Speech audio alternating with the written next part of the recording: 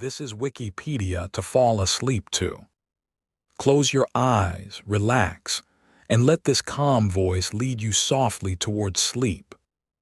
Tonight's first topic is gas pedal. Gas Pedal is a song by American rapper Sage the Gemini, featuring guest vocals from fellow Bay Area rapper Suh. It was released by Republic Records on March 21, 2013, as the second single from the former's debut studio album, Remember Me. It was produced by Sage the Gemini, while both performers co-wrote the song. Gas Pedal peaked at number 29 on the Billboard Hot 100, making this the first top 40 hit for both artists. It also reached the top 10 on the Hot R&B/hip-hop songs and Hot Rap Songs charts, at numbers 6 and 4, respectively.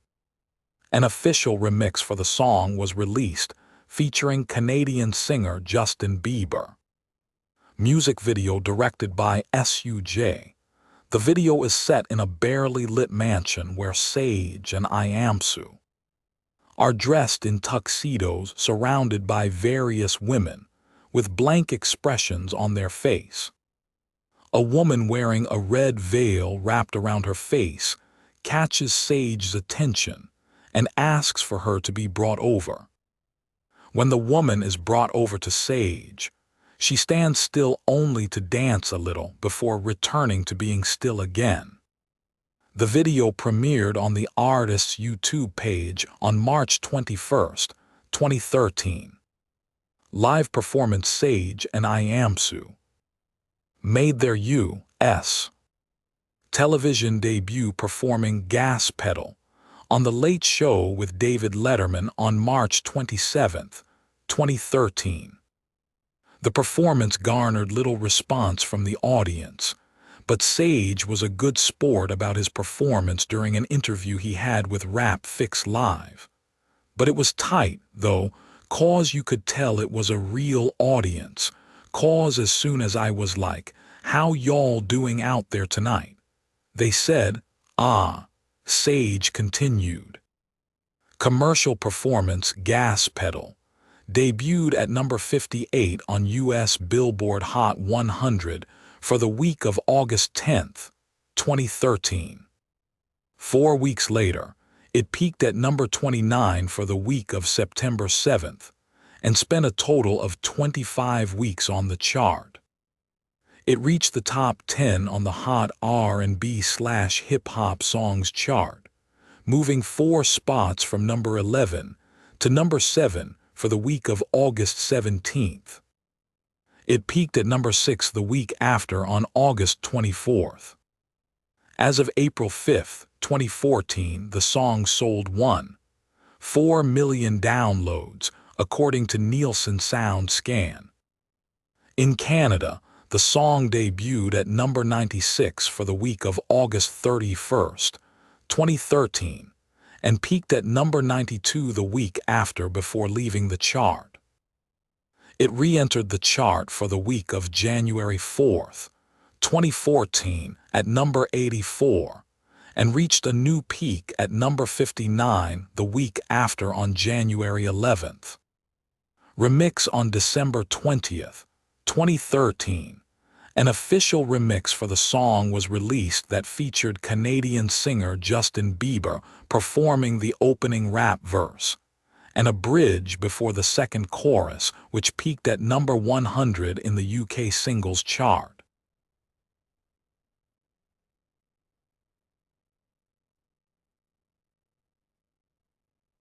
When you are ready, we move on to Suh Se-ok. Suh Se-ok, artist, known for his non-figurative Oriental ink paintings. He is also known by the names Sanjiang and Suh Se-ok. He incorporated the use of spots and intense gouache techniques to shape the field of contemporary Korean abstract ink paintings. Ko Suh Se-ok, Enus, 2014, Ko Gidungdapum, Enus, 105. In the 1960s, he formed an artist group, Ink Forest Group, Mungnam Ho, Komukrimwe Enus, Chinese letter, Chinese letter, Chinese letter, 1959 to 1964, with fellow Seoul National University Art School graduates including Park Si-won, Chang Un-sang, and Chun Younghwa, and led the reinvention of ink paintings through modern abstraction in South Korea. From the 1970s, he focused on his People series, in which he depicted crowds of stick figures with simple brushstrokes and effectively expressed movement and creative use of composition. He is known for his usage of traditional Eastern materials, dynamic gouache techniques, the utilization of negative space, and simple yet effective brushstrokes. His eldest son, Suh, is also a renowned contemporary Korean installation artist based in London. His younger son, Suh, is a well-established architect, founder of SUH Architects. Early life and education. Suh Se-ok was born in 1929 in Daegu, Korea. Growing up, Suh Se-ok was told that he had a talent for literature and even prepared for his literary debut. However, he chose to pursue an education in art when he found that there is no freedom in literature, as it is completely dependent on letters, which are mere signs of language. Suh first learned to sketch still life of plaster sculptures from artist Gil Jin-seop, and later enrolled to Seoul National University after the establishment of the College of Fine Arts in 1946. Suh Se-ok graduated from Seoul National University Art School, where he majored in Eastern painting, and trained to paint new literati painting focused on simple, uncluttered use of space, and damki, kodemchehenus, thin applications of light color ink techniques under painter and art critic Junwon Kim Yong-jun. This was a step away from Japanese styles of using cobweb-like outlines using thick colors and ink jinki, koichinche enus. Following his graduation, he played a leading role in founding the Mukrim Ho, or Mungnam Ho, Ink Forest Society, in 1960, a collective of Korean painters primarily composed of alumni from Seoul National University's Department of Oriental Painting. The group's name was inspired by the sobriquet Mukrim, or Malin, of Xiang Yuanbian, a prominent art collector of China's Ming Dynasty. Amid the rise of abstract art in the 1960s Korean art scene, the collective sought to reinvigorate traditional ink painting by aligning it with modern abstraction. Members of the Mukrim Ho are often credited with advancing the genre of modern Korean painting known as sumik chusang, abstract ink painting, or ink abstraction. This genre, which originated in the 1960s, sought to explore abstract forms through brushstroke-based techniques and to investigate the relationship between East Asian calligraphy and Western modern art. While in university, he won first place in the first annual Korean government-hosted art exhibition, Dihan Minguk Misul Jialamho, Kodehen Minhu Misudandamweenus, Chinese letter, Chinese letter, Chinese letter, Chinese letter, Chinese letter, Chinese letter, Chinese letter, Chinese letter, Chinese letter, National Art Exhibition, also known as Gukjian, Koguksan Enus, Chinese letter, in 1949 with his work Flower Cellar. After graduating, he further trained in ink painting under Waljian Zhang Yuxiang. In addition to being a calligrapher, Suh was also a talented Hansi poet and an accomplished seal designer and engraver. Career after liberation from Japanese occupation in 1945 and the Korean War, Suh aimed to purge from Korean art the compositional strategies and color schemes used in Nihonga, or Japanese colored ink painting, that was dominant in the field of Eastern painting during Japanese occupation. His attempts to create a modern, distinctively Korean style of ink painting was a shared goal of many contemporary artists of the time with fellow graduates of Seoul National University. Suh Se-ok formed Mukrimho in 1959, an artist group of Eastern-style painters who experimented with the traditional medium of ink and styles of avant-garde and abstraction.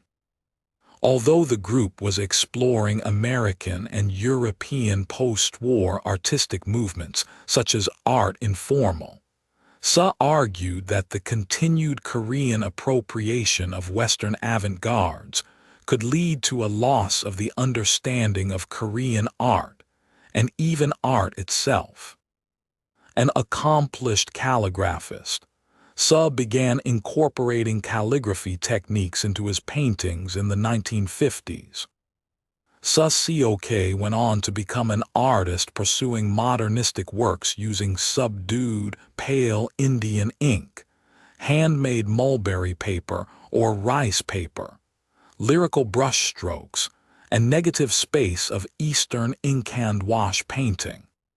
Suh Se-ok held various overseas exhibitions, including the 7th Sao Paulo Biennial in 1963, the Exhibition of Korean Arts in Malaysia in 1966, the first Modern Painting Biennial in Italy in 1969, Exhibition of Korean Arts in France in 1967, and the first Cannes Painting Festival in 1969. He also participated in the regular General Assembly of the IAA held in Tokyo, Japan, in 1966 as the Korean representative, and traveled throughout the art circles of the North America and Europe. His representative works include Sealwayajang, People Handling the Sun, Long Life, Kohengin, Enus, and Dancing People. The figurative or abstract human forms in his paintings are made up of his characteristic brushstrokes of varying thickness, tones, and lengths, painted in ink on mulberry paper. Suh Se-ok also worked as an educator and taught painting at Seoul National University from 1955 and served as Dean of College of Fine Arts from 1982 to 1985. He was also a judge at Gukjeon from 1961 to 1982. Artworks and style. Although Suh Se-ok's abstract ink paintings are often translated as a marriage between Western abstract composition and traditional materials and techniques, his practice is closely tied to the traditional literati painting practice of Jikwen, Ko Chikwen Enus, Chinese letter, intuition, and introspective applications of lines and dots. Moreover, his works are recognized to be transcendent of the distinctions of Western and Oriental, and of figurative or abstract. His skills and application of the tradition of brush painting and calligraphic practices can be seen in Epitaph, where he wrote thoughtfully laid out dots onto an epitaph instead of letters. Koserem de Susio. Enus, although they are dots without meaning, the viewers may observe the dots as if they can be read. His famous People series that developed from Suh's reformation of the pictographic Chinese character in Ko In Enus, Chinese letter, person, also hints inspiration from calligraphic painting. The collective and repetitive composition of dots for the head and lines for limbs results in a harmonious pattern or wave of people in a crowd, but also looks like repetitive abstraction of dots and lines. Moreover, the holistic crowd seems uniform and connected, yet the depiction of each person is also unique in their movements and form. Yet he does not present a portrait of particular figures, but hints to the universality of life, human beings, and human movement. In this sense, Suh Se-ok's People series displays a compelling and immersive marriage between abstraction and figurative depiction, as intertwined formations oscillate between representation and sheer mark-making. Suh Se-ok produced a series of highly figurative works with mythological themes in the 60s and 70s, but even these paintings display highly compressed and restrained compositions and minimal brushstrokes. Suh Se-ok used many different types of ink brushstrokes in his paintings, most noticeably bamuk, the free, spontaneous spraying and pouring of ink, and siakmuk, a restrained use of ink. Over the course of his career, Suh's paintings gradually showcased less stylistic technique and became minimal and almost improvisational. In this sense, the use of negative space became stronger toward his later years. According to Suh, what is there and is not there and are in a constant cycle, borrowing from the saying form is void and void is form. Ko sek chuk sikon gonduk sise, enus from the Heart Sutra. Suh's exploration of form and void found expression in his free-flowing use of ink and white paper, a skillful play on presence and absence that not only evidenced his understanding of Eastern painting's quintessential nature, but also his technical skill in creating work that engaged with Korean painting's identity, a concept that emerged following Japan's colonial rule of Suh's homeland from 1910 to 1945. Awards the Prime Minister Prize at the first National Art Exhibition, Korea Minister of Culture and Education Prize at the third Gukjeon Exhibition, Dihin Minguk Misul Jialamho, 1954 Director of the National Academy of Arts Prize, Best Artist Prize at the 19th Gukjeon Exhibition Ilman Art Prize, Seoul, Korea the Artistic and Culture Prize of 13th Federation of Artistic and Culture, Korea the Artist of the Year, National Museum of Contemporary Art 52nd National Academy of Arts Award, Korea.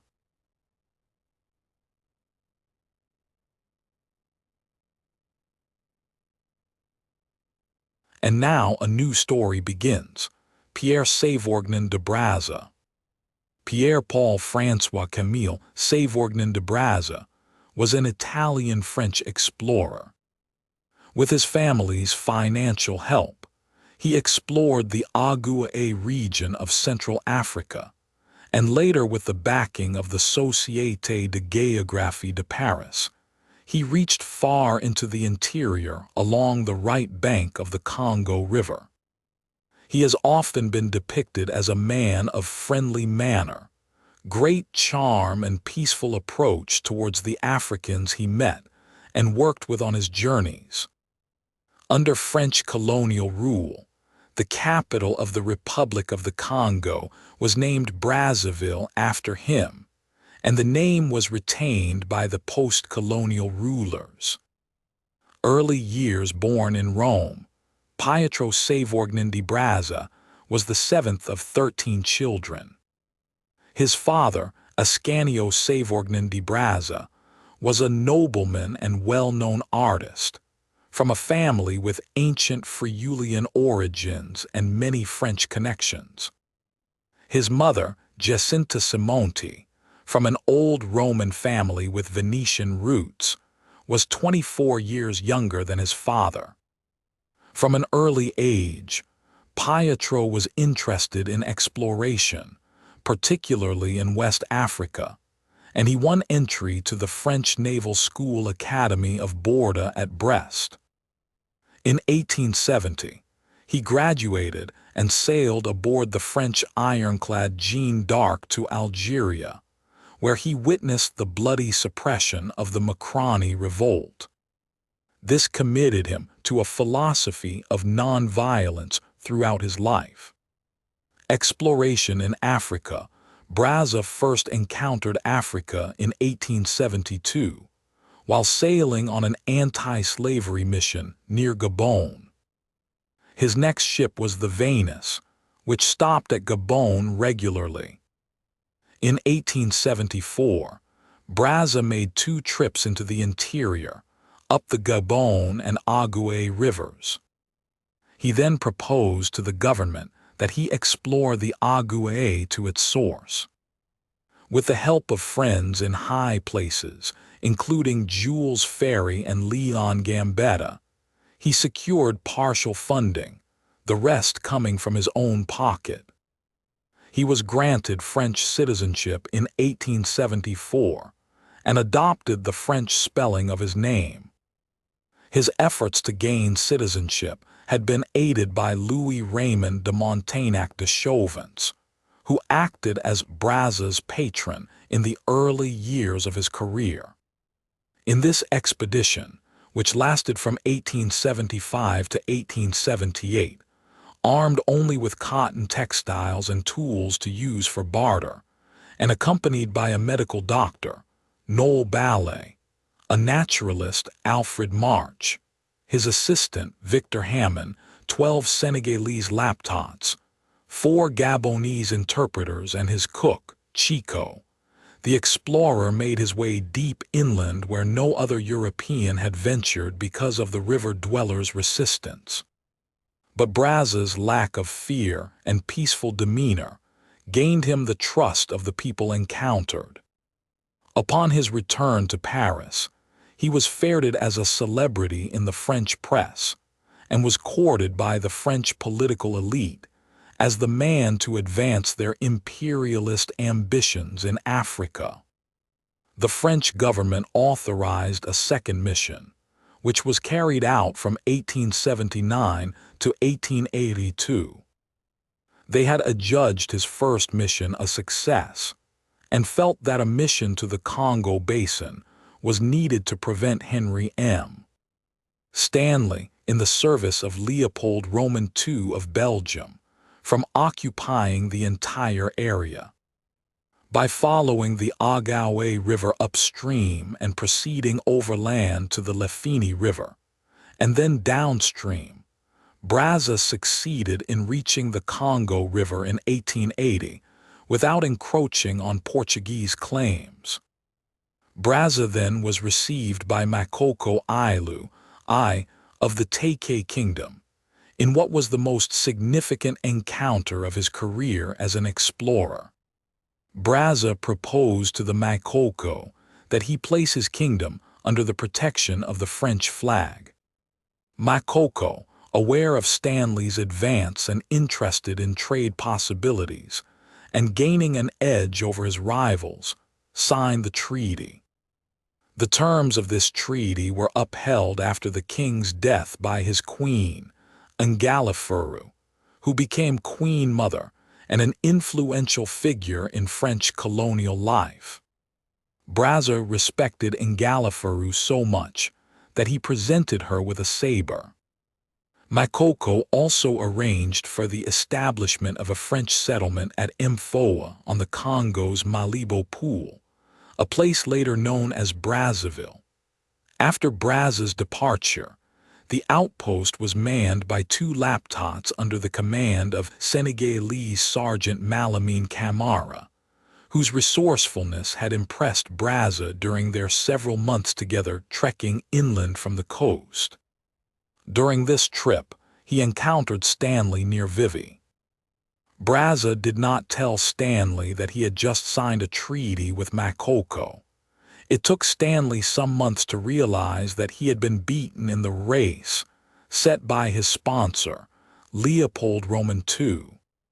Brazza was again celebrated in France for his efforts.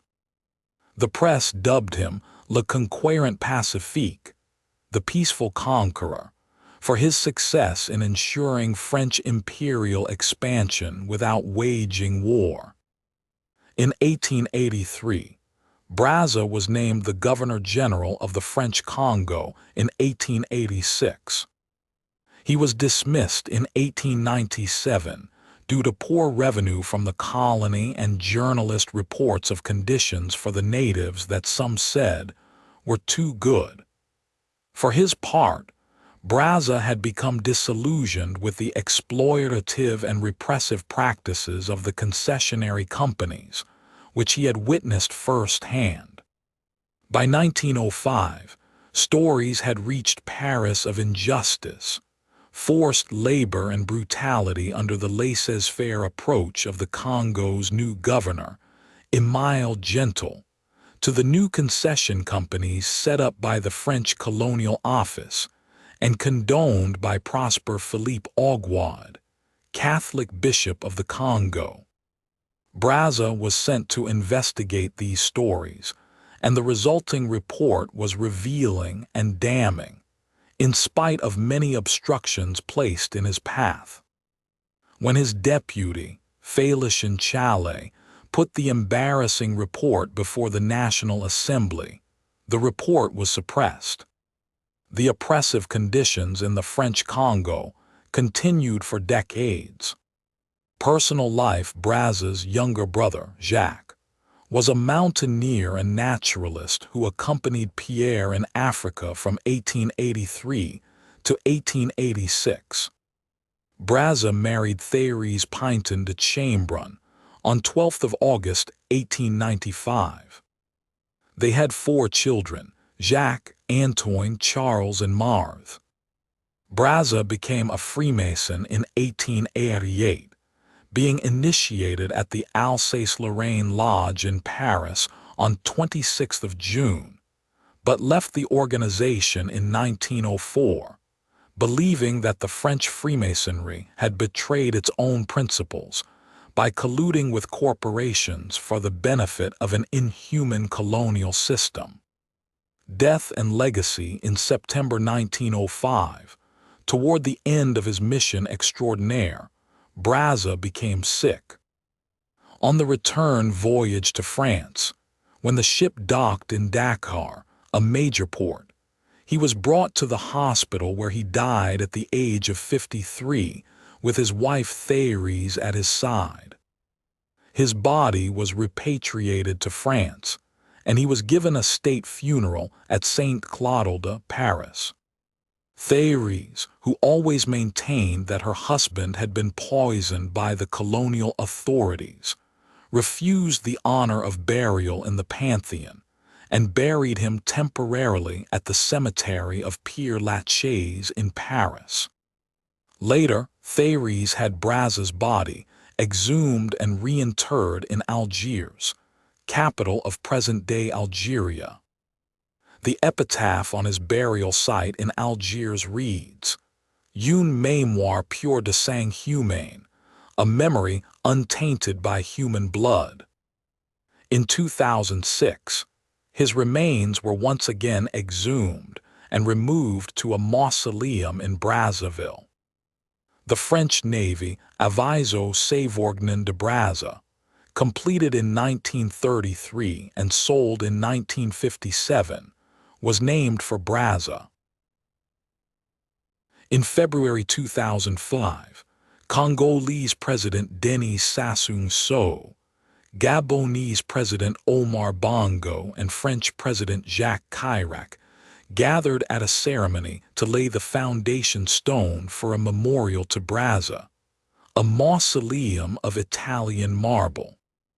On 30th of September 2006, Brazza's remains were exhumed in Algiers along with those of his wife and 4 children.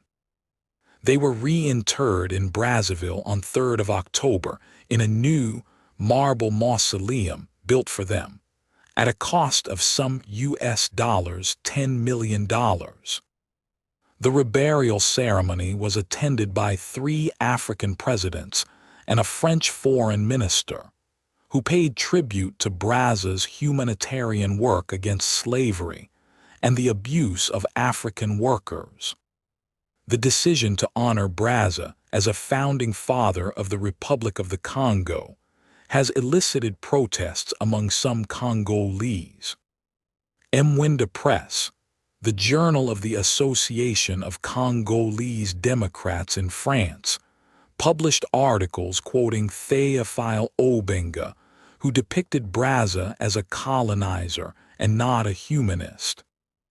He was declared to have raped a Congolese woman, who was a princess and the equivalent of a Vestal Virgin, and to have pillaged villages, raising highly charged questions as to why he should be revered as a national hero instead of the Congolese who fought against colonization.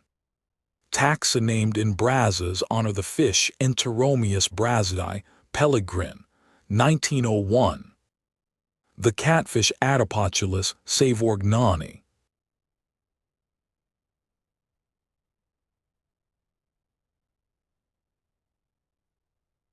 Let your mind wander now to 2025 Gelsenkirchen heist. In December 2025, items worth an estimated euros 30 million were stolen from a Sparkasse bank in Bühr, a suburb of Gelsenkirchen, Germany. The thieves used a large drill to break into the bank's underground vault and proceeded to crack over 3,000 safe deposit boxes. Authorities believe that the thieves broke into the Bühr branch of the bank over the weekend, although it was not discovered by the police until a fire alarm went off early on Monday, 29th of December. The theft took place at a Sparkasse bank in Bühr, Gelsenkirchen, Germany. The bank held 3,300 safe deposit boxes. The estimate of items stolen was initially reported as euros 30 million, with investigators suspecting the total value stolen as ranging between euros 10 million and euros 90 million. According to police, the break-in likely occurred over the weekend of 27 to 28th of December 2025. The thieves used a large drill to break into the vault. The boxes were held in the bank's underground vault, which was broken into from the adjacent parking garage. Police have described the burglary as well organized and very professionally executed. During the night of 27th of December, several men were seen by witnesses carrying large bags in the parking garage. In the early morning of 29th of December, a black Audi RS6 with masked men inside and a stolen license plate left the parking garage. The police had been alerted to dust and suspicious activity at the bank earlier on 27th of December, but found no signs of a break-in. An internal police review was begun regarding this oversight. The theft was discovered after a fire alarm was triggered at 3:58 a.m. On 29th of December. Police and firefighters arrived on the scene shortly after. Stolen items over 3,000 safe deposit boxes were broken into with an average insurance value of euros 10,000, although customers at the bank have said that the actual value may have been much higher. Items stolen included cash, jewelry, and precious metals such as gold. 95% of the boxes at the bank were broken into, and an estimated 2,700 customers were affected. Most of the victims of the burglary were of Turkish or Arab origin. One Turkish victim claimed that the theft was likely deliberately targeted at foreign clients. Aftermath: as of March 2026, the identities of the criminals are unknown, No arrests have been made, and the perpetrators are at large. The thieves likely escaped the area before police were alerted to the break-in. Following the announcement of the theft, hundreds of customers arrived at the bank to find out information regarding the theft and demanding access to their boxes. They were barred from entering by the police after threats were made at employees. The bank has remained closed due to ongoing security threats. On 2nd of January 2026, police released CCTV footage of the bank's underground parking garage showing the masked suspects entering and leaving with the aforementioned black Audi RS6, and also a white van, whose involvement in the theft is being investigated. The suspect's use of branded clothing and colorful gloves was remarked as possibly facilitating future identification. The police also reported then that a task force was created to cope with the influx of tip-offs being received. Responses: a spokesperson for the Gelsenkirchen police said that the theft was very professionally executed and compared it to the film Ocean's 11. They also said that the theft had to have required extensive planning and inside knowledge of the bank. According to Deutsche Presse-Agenter, the heist may be one of the largest thefts in German history. On 19th of February 2026, executives of the Sparkasse Bank, the chief of police in charge of the investigations, and around 200 victims of the heist gathered in a conference to address concerns and doubts surrounding the crime. In the occasion, Sparkasse executives apologized for the incident, as well as for the lack of communication that followed.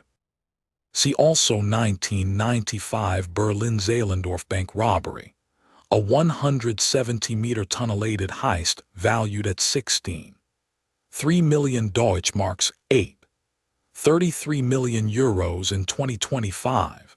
2013 Berlin Steglitz bank heist, an unsolved 45-meter tunnelated break-in valued between 9 and 10 million euros. 2025 Louvre heist Hatton Garden safe deposit burglary.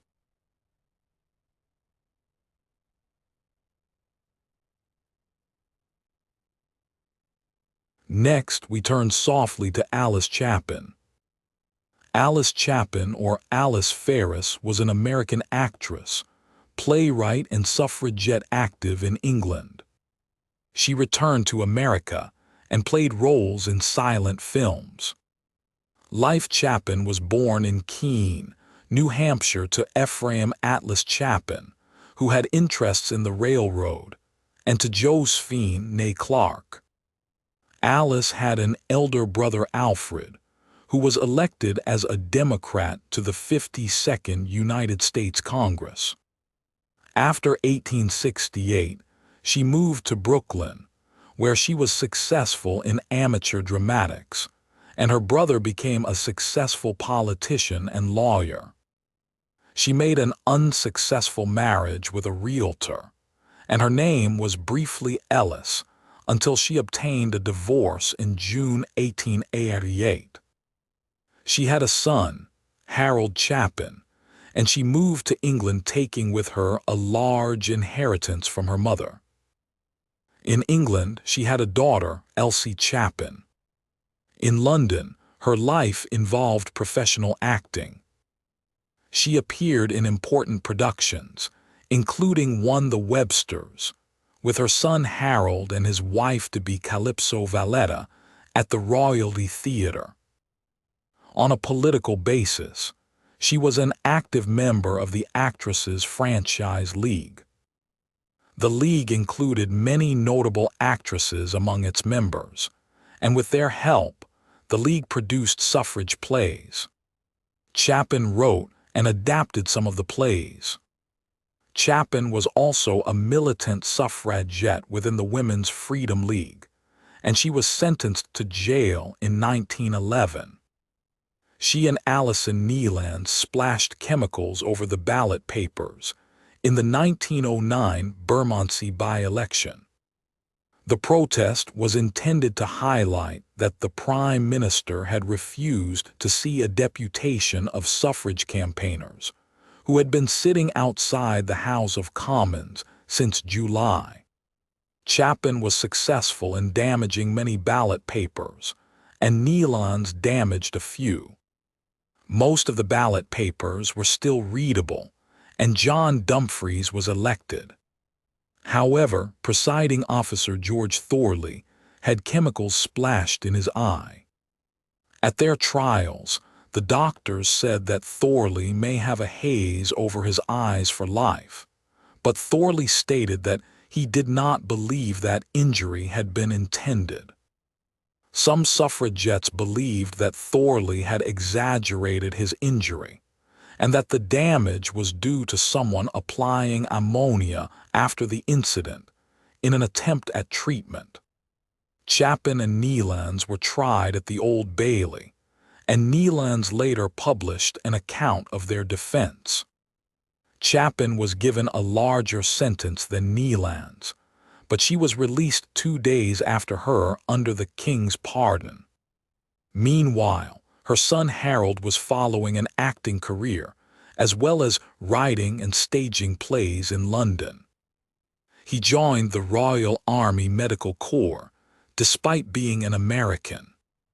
He was wounded and killed while volunteering at the Battle of Loos in 1915. The loss of his talent was compared to the death of Rupert Brooke. Alice appeared with Gerald du Maurier, Sidney Fairbrother, and Calypso Valletta in a memorial presentation of 4 of his plays. One of the plays, The Philosopher of Butterbiggins, was recreated in Provincetown, Massachusetts, with Elsie Chapin as the director. Alice Chapin returned to the U.S., and by 1917 she appeared in silent films. Chapin died in Keene, New Hampshire in 1934.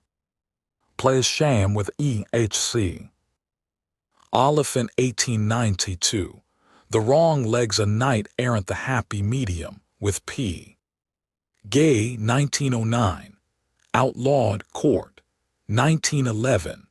A dramatization with Mabel Collins of the novel by Collins and Women's Freedom League leader Charlotte Despard. Partial filmography ties the spreading dawn by Hook or Crook Ann of Little Smoky Icebound Daughters of the Night Manhattan Argentine Love Youth.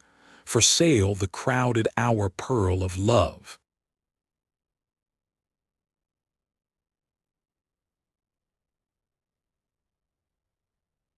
Next, we turn softly to Borel graph theorem. In functional analysis, the Borel graph theorem is generalization of the closed graph theorem that was proven by L. Schwartz. The Borel graph theorem shows that the closed graph theorem is valid for linear maps defined on and valued in most spaces encountered in analysis. Statement: a topological space is called a Polish space if it is a separable complete metrizable space, and that a Southland space is the continuous image of a Polish space. The weak dual of a separable Freychit space and the strong dual of a separable Freychit, Montel space, are Southland spaces. Also, the space of distributions and all LP spaces over open subsets of Euclidean space, as well as many other spaces that occur in analysis, are Southland spaces. The Borel graph theorem states, let X displaystyle X and Y displaystyle Y be Hausdorff locally convex spaces, and let U, X to Y displaystyle U, X to Y be linear. If x display style x is the inductive limit of an arbitrary family of Banach spaces, if y display style y is a Savorgnan space, and if the graph of u display style u is a Borel set in x by y, display style x times y, then u display style u is continuous. Generalization and improvement upon this theorem, proved by A. Martineau, uses K-analytic spaces.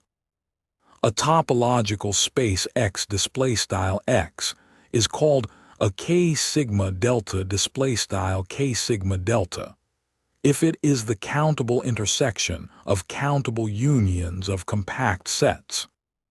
A Hausdorff topological space y display style y is called K-analytic if it is the continuous image of a K sigma delta display style K sigma delta space. That is, if there is a K sigma delta display style K sigma delta space x display style x and a continuous map of x display style x onto y display style y. Every compact set is K-analytic, so that there are non-separable K-analytic spaces. Also, every Polish, Savorgnan, and reflexive Fréchet space is K-analytic, as is the weak dual of a Fréchet space. The generalized theorem states, let x display style x and y display style y be locally convex Hausdorff spaces, and let u, x to y display style u, x to y be linear. If x display style x is the inductive limit of an arbitrary family of Banach spaces, if y display style y is a K-analytic space, and if the graph of u display style u is closed in x by y, display style x times y, then u display style u is continuous. See also closed graph property, property of functions in topology, closed graph theorem, theorem relating continuity to graphs, closed graph theorem, functional analysis, theorems connecting continuity to closure of graphs, graph of a function, representation of a mathematical function.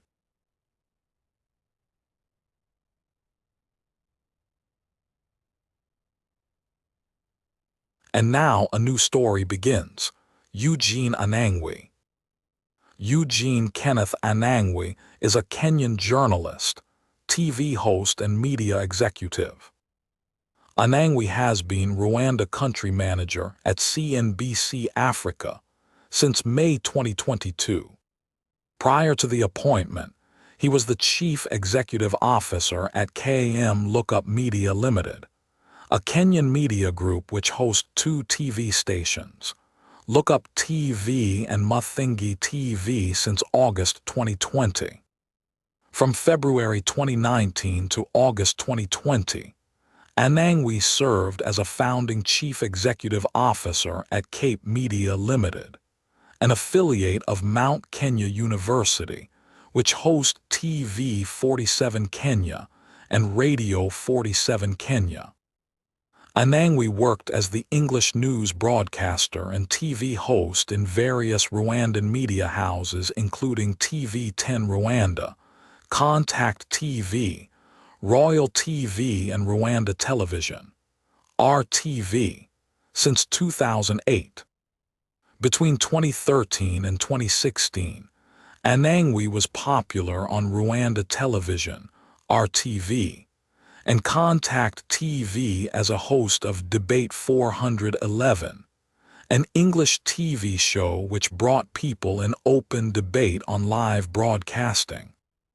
Early life. Anangwe was born on 4th of June 1986 in the western province of Kenya. In 2006, he joined Kenya Regional College for Tourism and Foreign Languages, RCTFL, and graduated in 2008 with a diploma in mass communication. Anangwe holds a Bachelor of Arts in Mass and Media Communication from Mount Kenya University, since 2020. Radio career: Anangwe started as intern radio broadcaster at Wamini FM, a Catholic-owned radio in Kenya in 2006. In 2008, he moved to Rwanda to work as an English news broadcaster at Contact FM until 2013. In 2013, he joined Radio 10 Rwanda to work as an English news desk editor. Television career: Anangwe started working on television at TV10 Rwanda as one of pioneers of English news in 2013. He later joined again Contact FM station in project of starting Contact TV in Rwanda. From 2013 to 2016, Anangwe was hosting an English TV show named Debate 411. In the beginning aired on Rwanda Television, RTV, later on Royal TV. From 2017, Anangwe worked at Rwanda Broadcasting Agency, which managed Rwanda Television, RTV, as the producer and moderator of In Focus talk show and newsroom special correspondent until 2019. In his TV hosting period, Anangwe hosted some of high-profile personalities including Paul Kagame, Bobi Wine, Claire Akamanzi, Louise Mushikiwabo, Benjamin Mkapa, Petrus Motsep, Irina Bikova and Abi Ezekwesili, to mention few. Administration: in April 2014, Anangwe served in Rwanda as general manager at Contact TV until September 2015. From August 2018 to February 2019, he was a senior producer and news anchor at CNBC Africa. In February 2019, he became a founding chief executive officer at Cape Media Limited, a Kenyan media affiliate of Mount Kenya University, known for launching and managing TV 47 Kenya and Radio 47 stations. In his time in office, Anangwe is known as the leader of a team which set up the TV 47 Kenya stations. In August 2020, Anangwe left Cape Media Limited to become a chief executive officer at KM Lookup Media Limited, a Kenyan multimedia group which hosts two television stations, Lookup TV and Mathingi TV. He served this position until May 2022, where he was appointed as Rwanda country manager at CNBC Africa.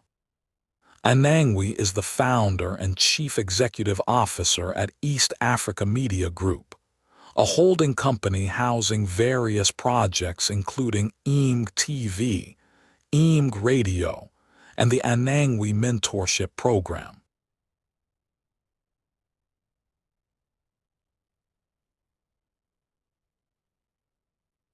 Next, we turn softly to Battle of Rincón. The Battle of Rincón de las Galinas, or of Rincón de Hito, was the first engagement between Fructuoso Rivera's rebel forces and those loyal to the Empire of Brazil during the Cisplatin War, taking place in 24th of September 1825 in modern Uruguay's Rio Negro department.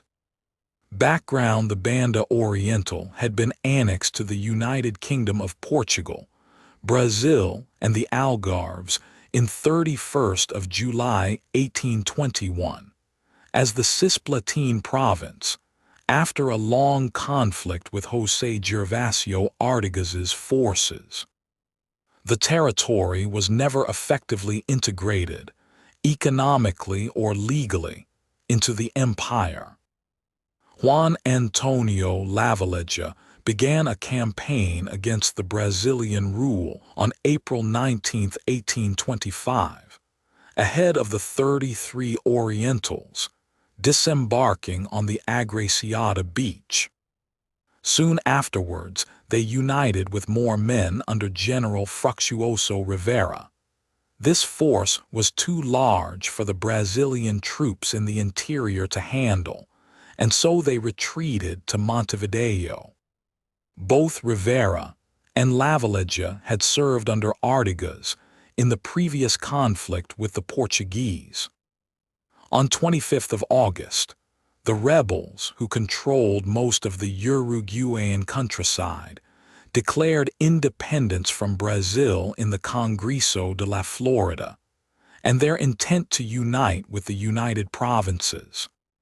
Immediately, fighting began between them and the Brazilian forces.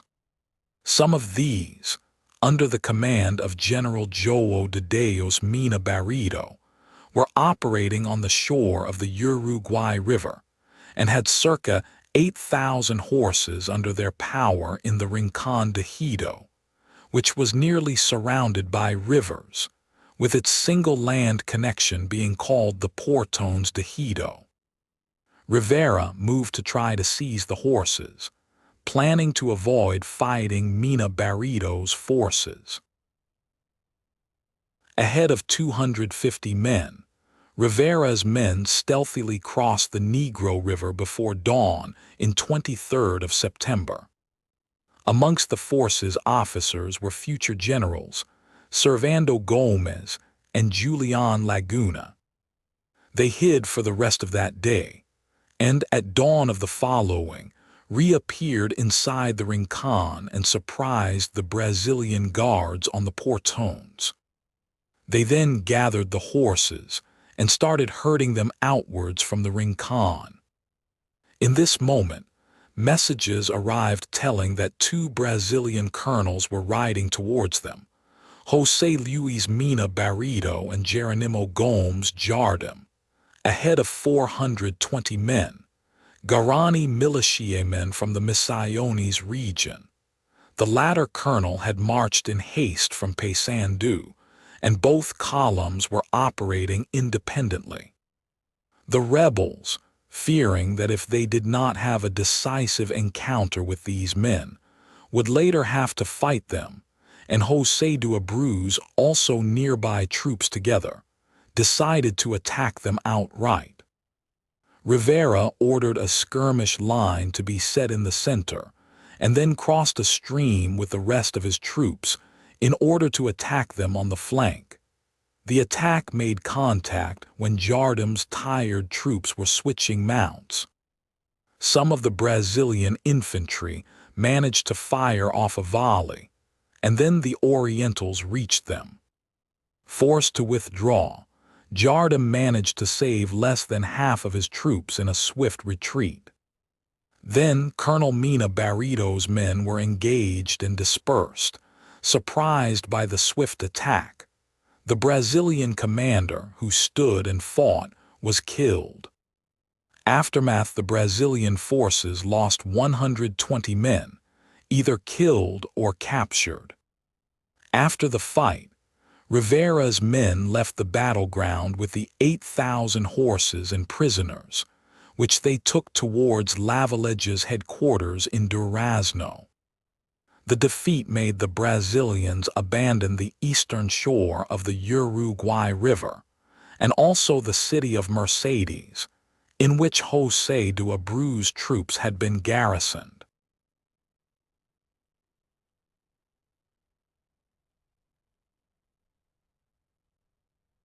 And now a new story begins.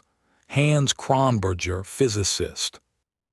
Hans Kronberger, CBE, FRS, was a British physicist.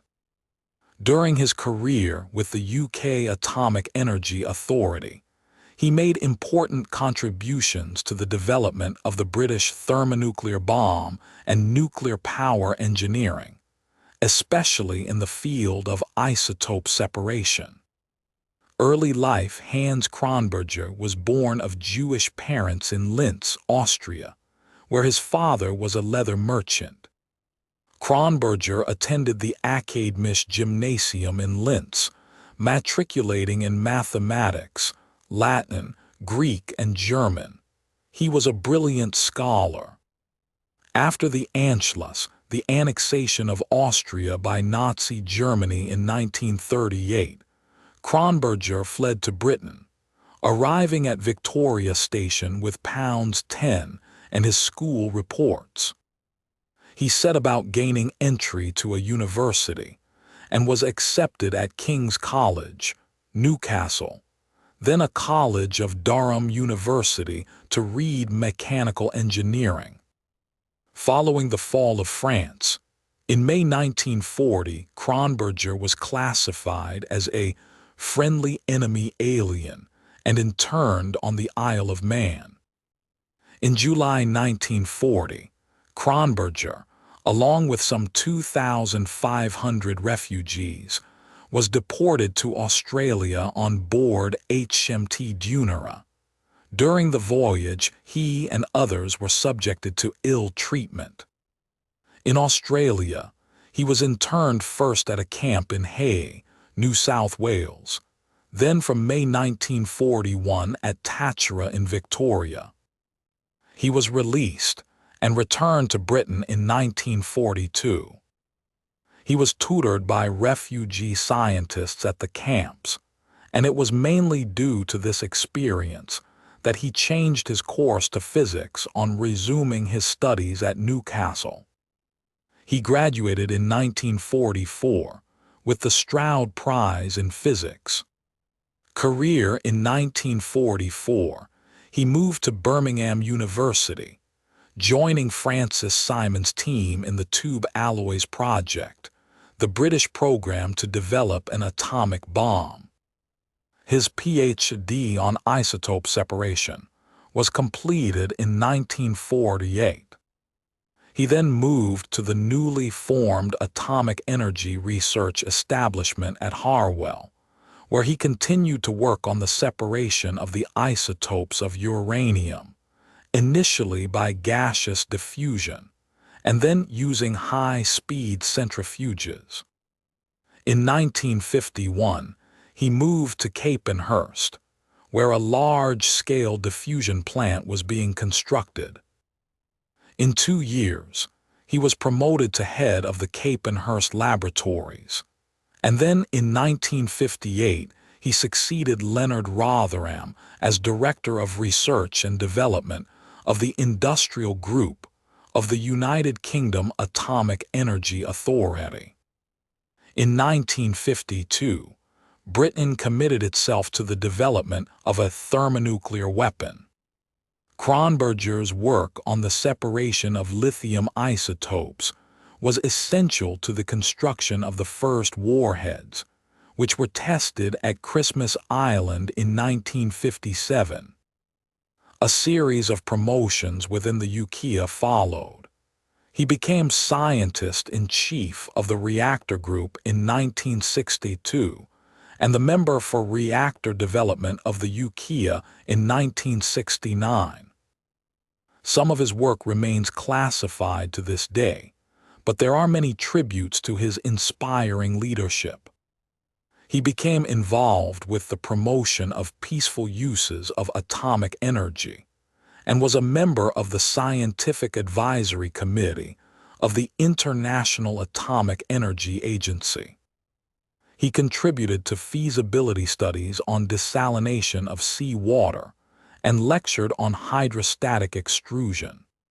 Personal life: the Jewish population of Linz was expelled in July 1938.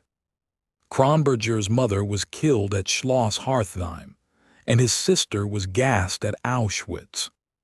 His father survived imprisonment in the concentration camp at Theresienstadt. Kronberger became a naturalized British citizen in 1946. In 1951, he married Joan Hansen, a scientific assistant at Harwell, a widow with a young son, Paul. Together they had 2 daughters, Zoe and Sarah. Joan was diagnosed with a brain tumor in 1952 and died in 1962. Kronberger was a talented pianist, and also a skilled mountaineer and skier.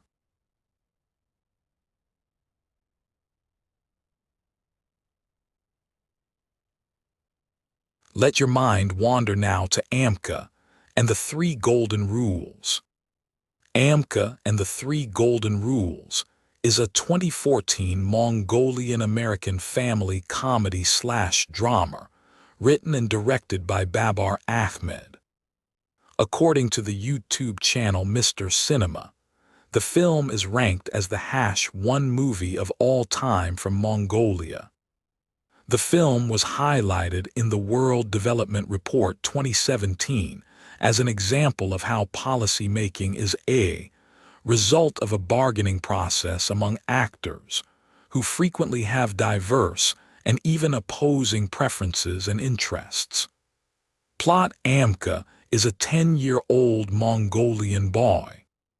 His biggest dream is to play soccer with the neighborhood kids, but they only make fun of his poor clothes.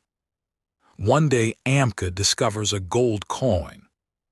With this new-found wealth he buys fancy clothes, and now the other kids let him play soccer with them. He is soon introduced to video games, and he starts to get addicted. Amka's taste for money starts to take over his personality.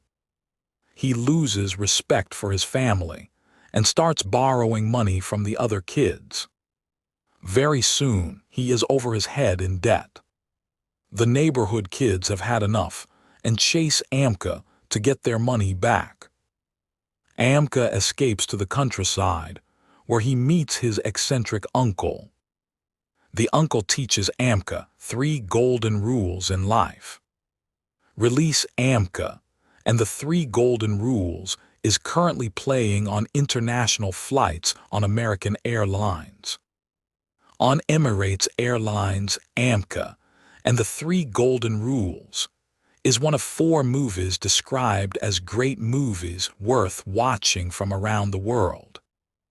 The film was screened at the Cleveland International Film Festival, New York Indian Film Festival, Boston International Kid Festival, Fort Lauderdale International Film Festival, and Schlingel International Film Festival. It was the first Mongolian film to be screened at the World Fest Houston International Film Festival. At the Arizona International Film Festival, the movie received a special award for bridging cultures. Reception: Laura DeMarco of The Plain Dealer gave the film an A rating, calling the film poignant and praising Genseric Tellman's performance. John DeSando of WCBE praised the film's realism and called the film an affecting Mongolian tale about the enduring values. Diane Clark of The Village Voice called it curiously uncomfortable to watch, and its sentimentality is like wind rushing in.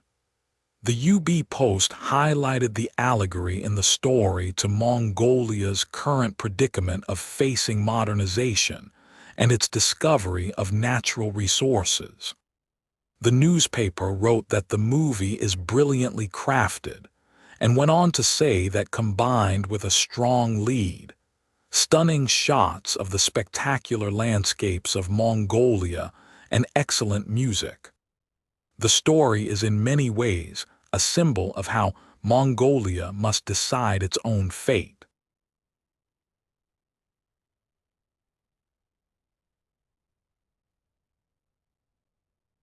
When you are ready, we move on to Tara Houska.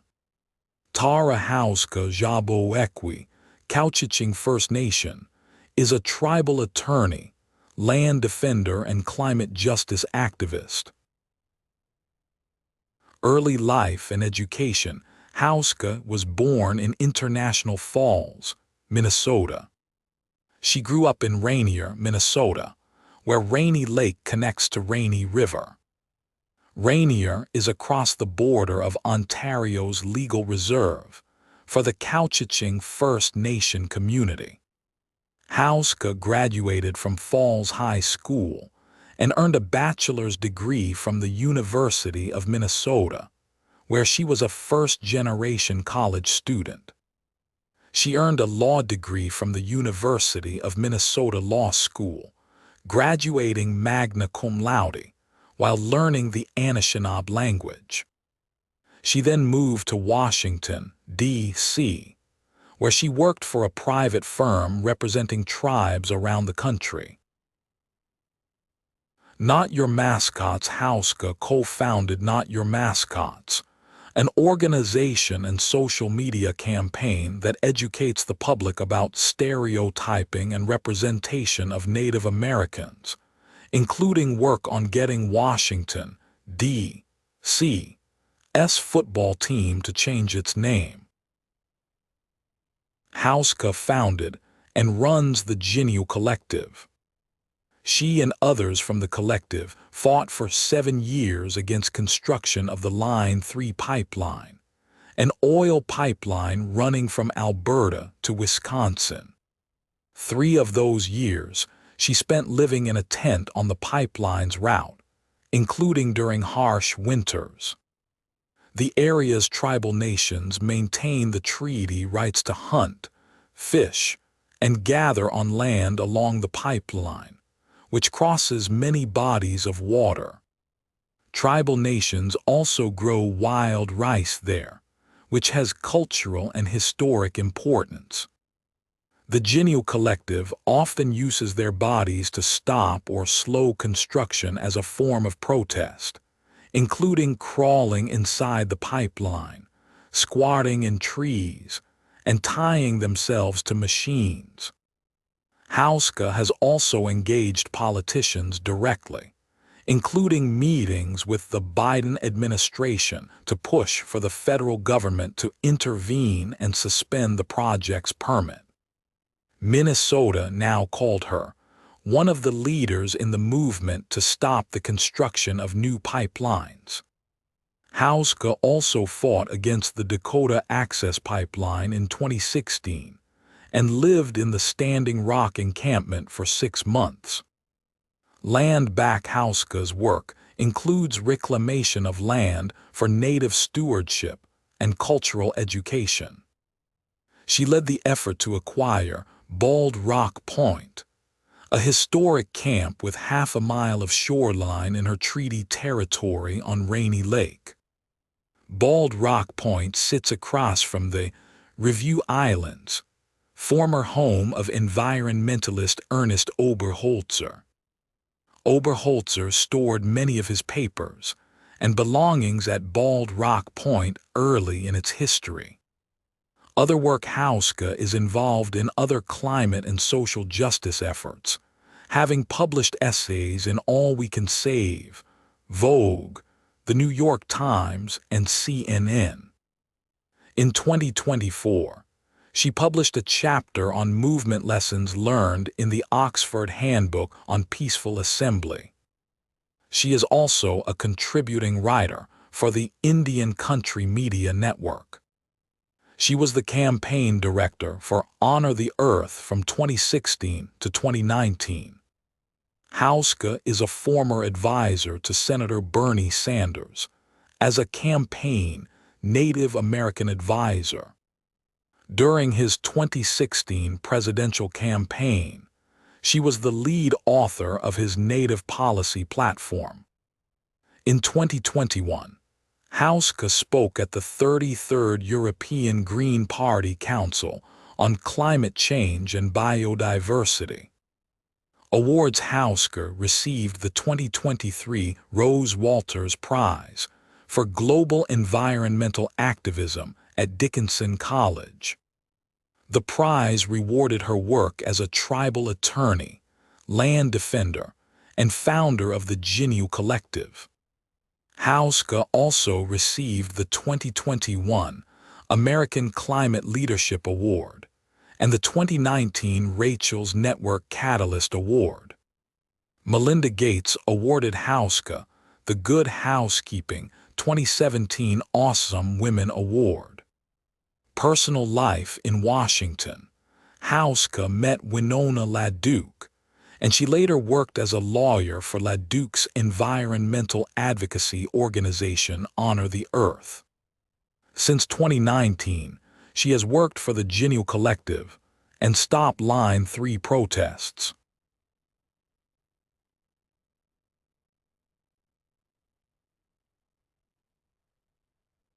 Let your mind wander now to Bowater Mercy Paper Company Limited.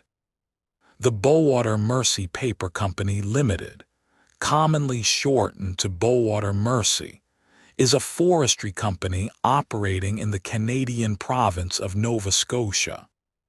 From 1929 until June 2012, Bowater Mercy operated a thermomechanical pulp, TMP, mill and associated paper mill producing newsprint located in Brooklyn, Nova Scotia. Annual production in 2011 was approximately 253,000 t, of newsprint. Since December 10, 2012, the company has been owned by the government of Nova Scotia, which is in the process of decommissioning the TMP mill site.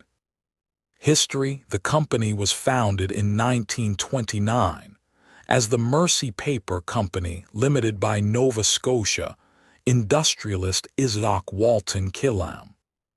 That year, the Mercy Paper Company Limited opened a pulp mill in Brooklyn on the northern shore of Liverpool Bay, in the estuary of the Mersey River. The mill had its own shipping and receiving pier to accommodate ocean freighters. To power the mill, the company dammed the Mersey approximately 30 kilometers, 19 miles upstream at Indian Gardens, in the process creating a reservoir named Lake Rossignol.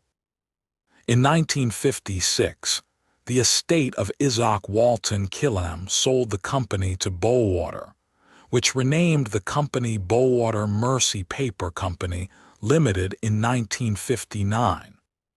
At the same time, Killam's estate sold the Mersey River generating stations to the then provincial Crown Corporation, Nova Scotia Power. In 1963, the Washington Post Company purchased 49% of the common stock of Bowater Mercy Paper Company Limited, with Bowater retaining the controlling 51% ownership. Changes to the corporate structure and ownership of parent company Bowater saw that company's name evolve to become Abitibi Bowater Inc. in 2007 and Resolute Forest Products in November 2011.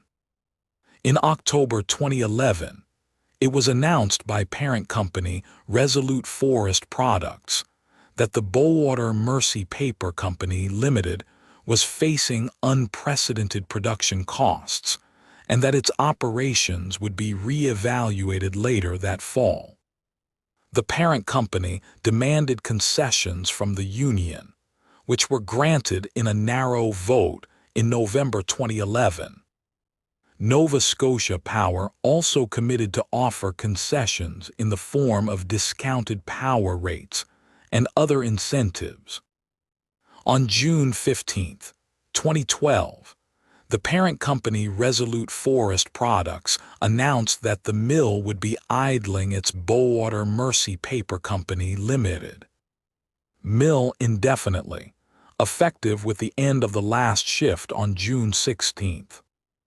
Resolute Forest Products also indicated that it would be selling its assets in Nova Scotia, including the idled mill, its timber lands, and the Brooklyn Power Corporation. On December 10, 2012, it was announced that the government of Nova Scotia had purchased all shares in the Bowater Mercy Paper Company Limited for $1.00 CAD from owners Resolute Forest Products Inc. and the Washington Post Company. This deal saw the provincial government acquire all Bowater Mercy assets and liabilities except for a sawmill in Oak Hill, Lunenburg County. The assets of Bowater Mercy transferred to the provincial government include 555,000 acres, 225,000 hectares, of forest land, the pulp mill and paper mill in Brooklyn, a deep-water marine terminal at Brooklyn, and the Brooklyn Power Corporation biomass electrical generating plant. Liabilities include a $20 million debt to Resolute Forest Products, Inc., a $120 million pension liability for workers in the woodland and pulp mill operations, and environmental liabilities for the pulp mill site.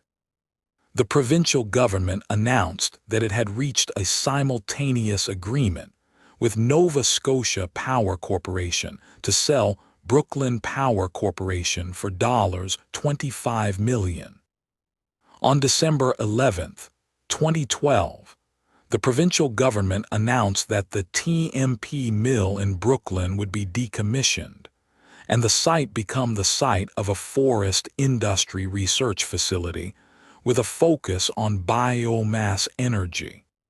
Shipping fleet. The year after the mill began production in 1929, Mercy Paper Company Limited founded Mercy Shipping Company Limited in 1930, which was renamed to Markland Shipping Company Limited in 1937, and Bowater Steamship Company of Canada Limited in 1959.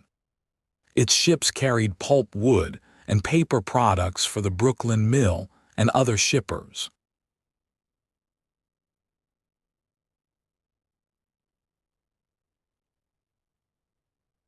And now a new story begins.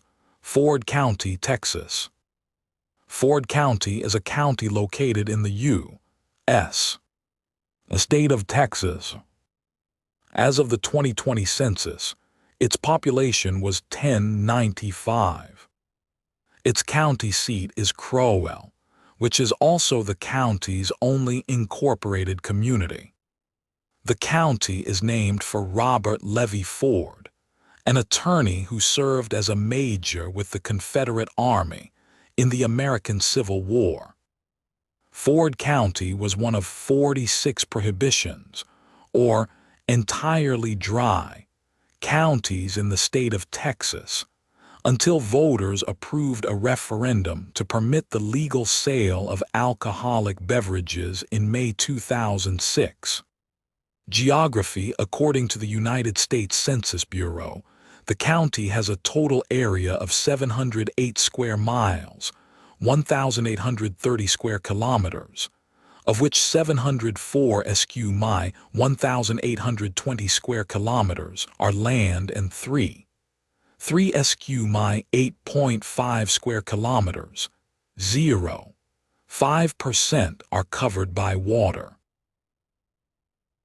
Adjacent counties: Hardeman County, north; Wilbarger County, east; Baylor County, southeast; Knox County, south; King County, southwest; Cottle County, west. 2020 census. As of the 2020 census, the county had a population of 1095, and the median age was 52 years. 9% of residents were under the age of 18 and 29. 0% of residents were 65 years of age or older. For every 100 females there were 96, 9 males, and for every 100 females age 18 and over there were 95, 0 males age 18 and over. The racial makeup of the county was 4% white, 7% black or African American, 1% American Indian and Alaska Native, 5% Asian, 1% Native Hawaiian and Pacific Islander, 4% from some other race, and 9% from 2 or more races. Hispanic or Latino residents of any race comprised 18.0% of the population. 0.1% of residents lived in urban areas, while 100.0% lived in rural areas. There were 474 households in the county, of which 26.6% had children under the age of 18 living in them. Of all households, 47.3% were married couple households, 20.9% were households with a male householder and no spouse or partner present, and 24.9% were households with a female householder and no spouse or partner present.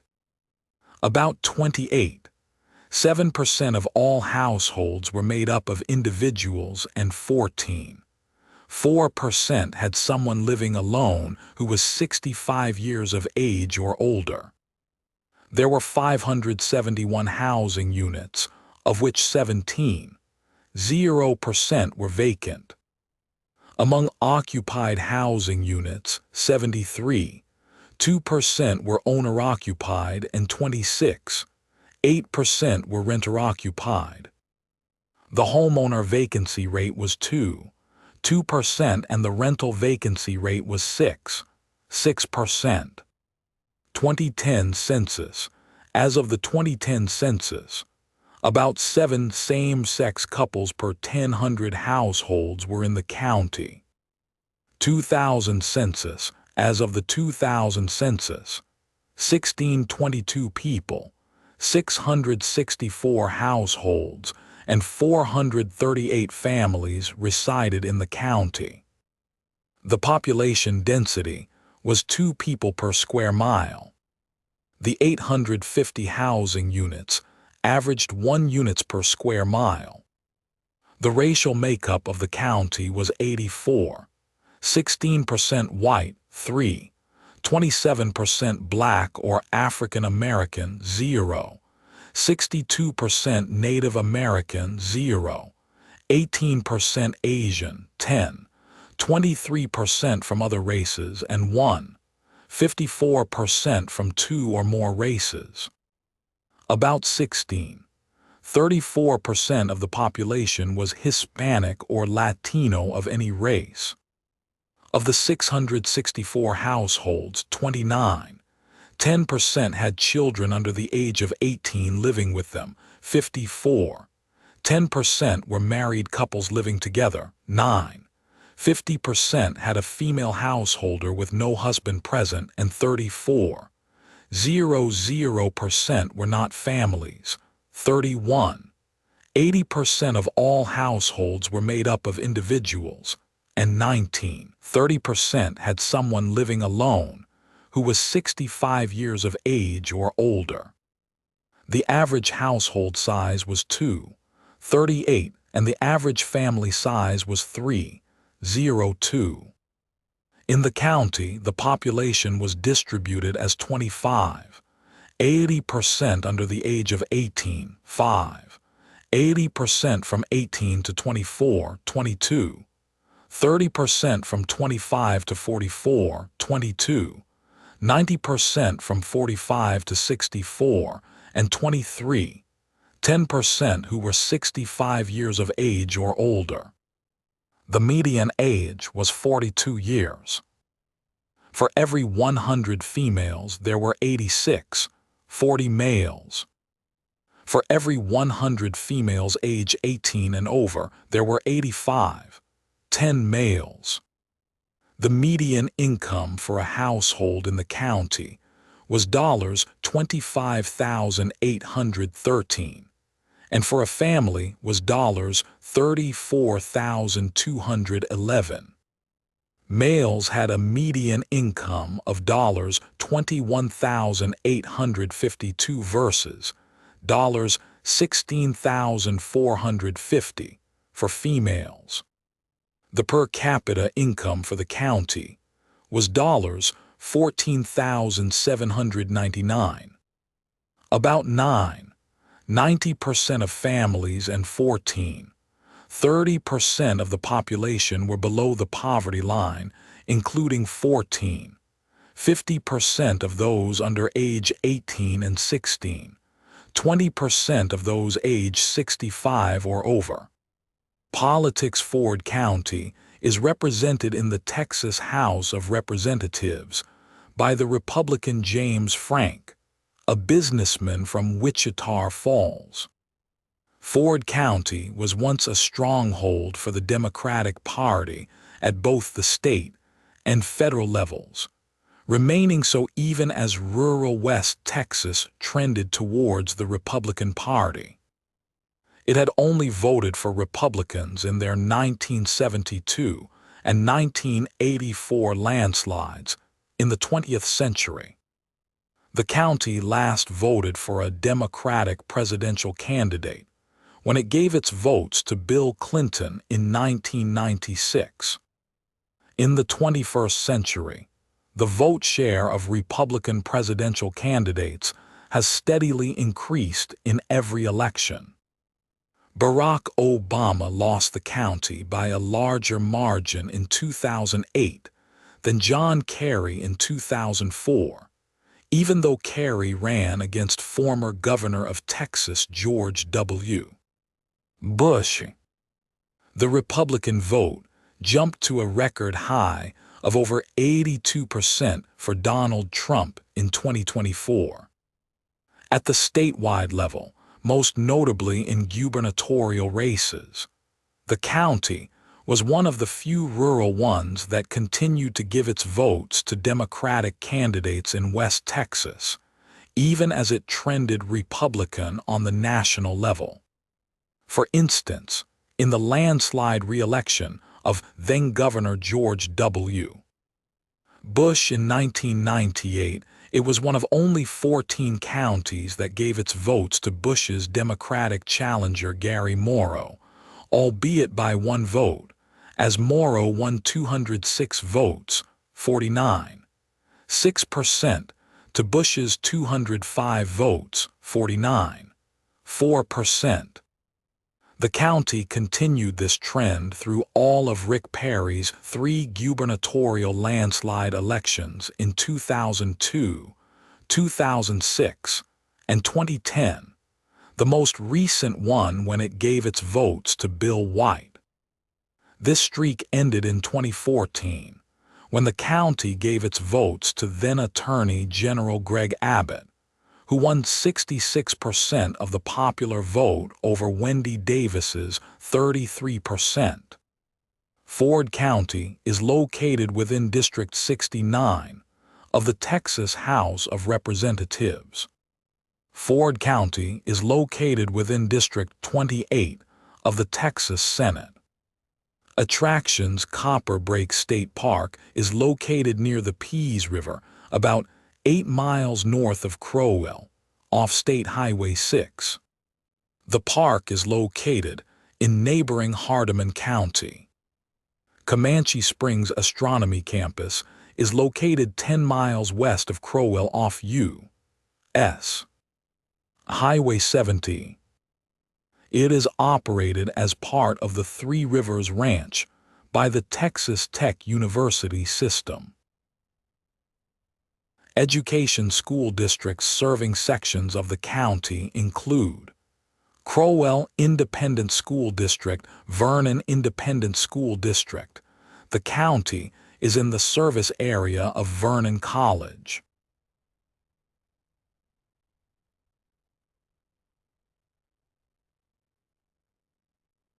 Our next topic tonight is Theophilus Jones, soldier. Sir Theophilus Jones, circa 1606 to 1610 to 1685, was an Irish soldier and government official of Welsh descent. One of 5 sons born to Lewis Jones, Bishop of Killaloe in the Church of Ireland, he formed part of a close-knit and powerful Protestant family. A grandson of James Ussher, head of the Church of Ireland from 1625 to 1656, in 1648 he married his cousin Alicia Usher, another of his grandchildren. Of his 4 brothers, Henry and Ambrose were also bishops in the Church of Ireland, while Michael and Oliver were senior soldiers and politicians. Little is known of his career prior to the Irish Rebellion of 1641, when he fought in the Irish Confederate Wars, first with the Earl of Ormond's Royal Irish Army, then later under Oliver Cromwell. When Ireland was part of the Commonwealth of England from 1653 to 1660, he sat as MP in the Second and Third Protectorate Parliaments.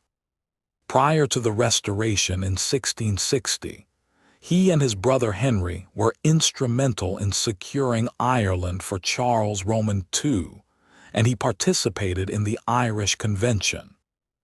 In return, he was appointed to the Privy Council of Ireland, made Clerk of the Pells in the Exchequer of Ireland, Scoutmaster of Ireland, and elected for County Meath in the 1661 to 1666 Parliament of Ireland. He largely withdrew from public life after 1664 and died in Osbertstown, County Kildare, on 2nd of January 1685. Personal life: Theophilus Jones was born sometime between 1606 and 1610, probably in Ardagh, County Longford, third of 5 sons of Lewis Jones, a Welsh priest who joined the Church of Ireland in 1605 and became Bishop of Killaloe in 1633. His mother Mabel was sister to James Usher, head of the church from 1625 to 1656, while his brothers Henry and Ambrose also became bishops. His other brothers, Michael and Oliver, ca. 1612 to 1664, were soldiers and politicians. In 1648, he married Alicia Usher, daughter of Sir Arthur Usher. They had at least 3 children who survived to adulthood: Arthur, Judith, and Maybella. His daughter Judith married Francis Butler, Member of Parliament for Belturbet from 1661 to 1666. Almost nothing is known of Jones' career prior to the outbreak of the Irish Rebellion in October 1641. Like his brothers Michael and Oliver, he joined the royal army raised to suppress it, commanded by the Earl of Ormond. His brother Henry was taken prisoner at the family home in Ballinog. Released in December, he prepared a report of alleged Catholic atrocities, titled A Remonstrance of Divers Remarkable Passages Concerning the Church and Kingdom of Ireland. Later published by the Parliament of England, it played a key role in shaping English and Protestant views of the rebellion. In December 1641, Theophilus was appointed captain in Lord Edward Conway's regiment, an infantry unit raised in Ulster. Ormond's forces in the north were supported by Scots Covenanters under Alexander Leslie, who captured Dungannon in September 1642. Jones was appointed garrison commander before the Catholic Confederacy took it back in spring 1643. The outbreak of the First English Civil War in August 1642 meant the Irish army could no longer receive reinforcements or money from England. By mid-1643, the Confederacy held most of Ireland, apart from Ulster, Dublin, and Cork City. Charles I wanted to use troops from Ireland to defeat his parliamentarian opponents in England, and in September 1643, Ormond agreed a truce or cessation with the Confederacy. Factions on both sides objected to the terms, which included negotiations on freedom of worship for Catholics and constitutional reforms. In Ulster, it created a three-way contest between Ormond's royalists, Confederate troops under Gaelic Catholic leader Eoghan O'Acute Nail, and Presbyterian militia, known as the Lagan Army, supported by Covenanters under Robert Munro, who were allies of Parliament. Michael Jones was among the Irish troops sent to England and defected to Parliament. Although they shared his opposition to the truce, Henry and Theophilus remained loyal to Ormond. In return, Theophilus was knighted in early 1644, while Henry was appointed Bishop of Clogher in 1645. Promoted to lieutenant colonel, Jones was made governor of Lisburn in early 1644. In May, he refused entry to troops led by Munro, appointed parliamentarian commander in Ulster. But despite refusing to acknowledge orders issued by Parliament, the two sides generally cooperated. Jones' regiment was present when Munro was defeated at Benburb in June 1646, although it is not clear whether he was. The First English Civil War ended a few days later when Charles surrendered, and with his approval Ormond signed an alliance with the Confederation to restore him to the throne.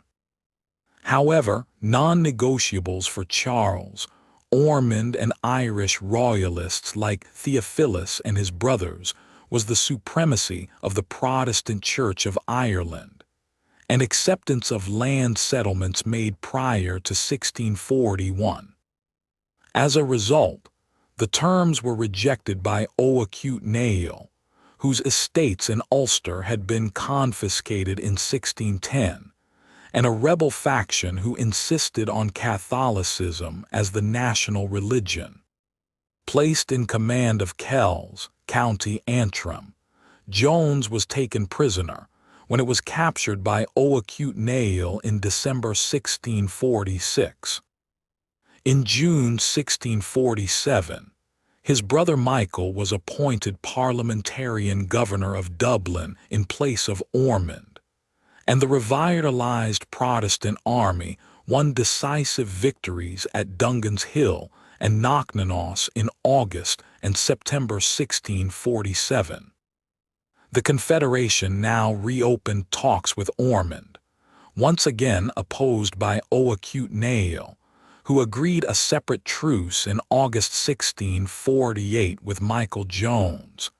Negotiated by Henry Jones, its terms included the release of Theophilus. Now firmly on the side of Parliament, Theophilus was sent to London in October to raise fresh troops and money, and was present at the execution of Charles I on 30th of January. This action led to an alliance between Ormond, the Confederation, the Lagan Army and Munro's Covenanters, with the objective of restoring his son Charles Roman II. In early summer, Theophilus returned to Dublin and took part in the Battle of Rathmines, a decisive victory won by his brother Michael over the Ormond Confederate alliance. After Oliver Cromwell landed with the main expeditionary force in August, Theophilus was left in Dublin. Michael accompanied Cromwell on his autumn campaign and died of disease in December. For the next 3 years, Jones served with Robert Venables in the campaign to subdue Leinster and Ulster, including the battles of Scariff Hollies and Lisnagarve. In April 1653, the last of the rebel leaders in Ulster surrendered to him at Cloughwater Castle.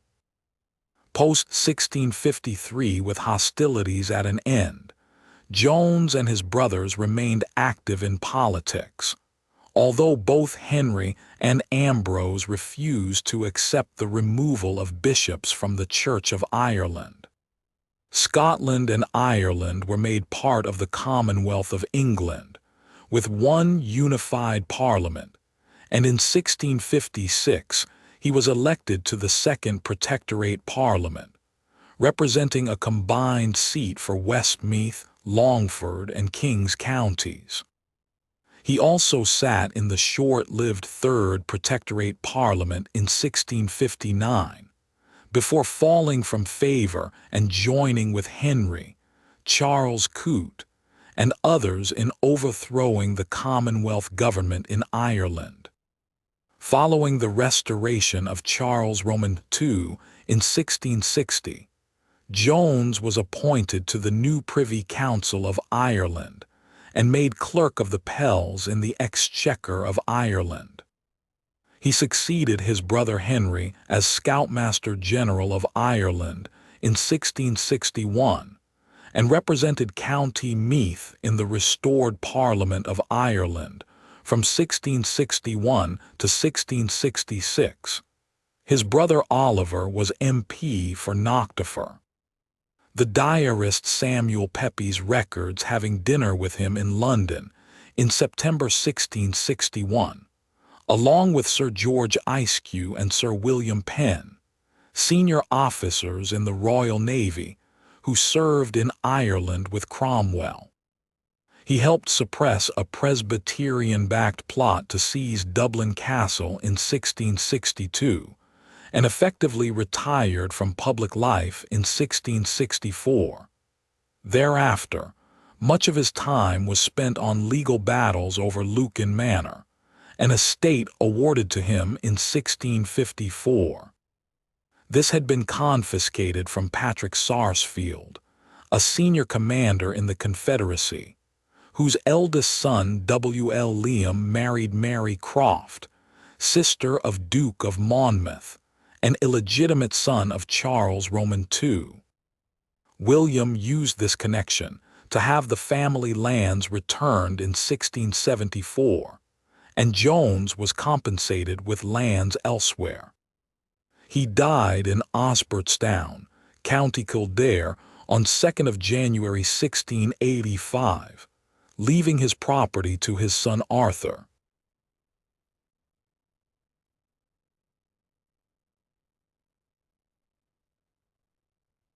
And now a new story begins. Cypress Semiconductor. Cypress Semiconductor Corporation was an American semiconductor design and manufacturing company.